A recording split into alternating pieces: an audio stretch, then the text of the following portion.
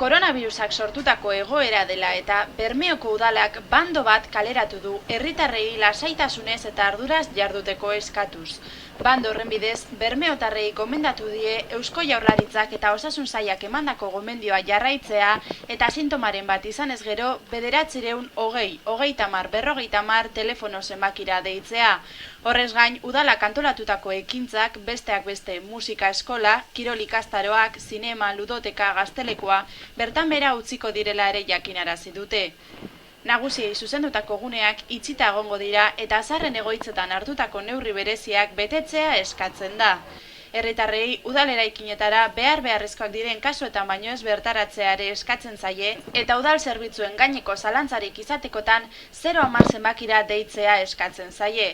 Bizitzen ari garen egoera honen aurrean prebentzio gisa eskuak sarri garbitzea, estula edo doministiko egitean besaurrea jartzea, behin erabiltzeko sapiak erabiltzea eta pertsonen artean gutxienez metro bateko distantzia izatea gomendatzen da. Osakidetzako zenbait langilek egindako bideo honetan oso argi azaltzen da eskuak nola garbitu.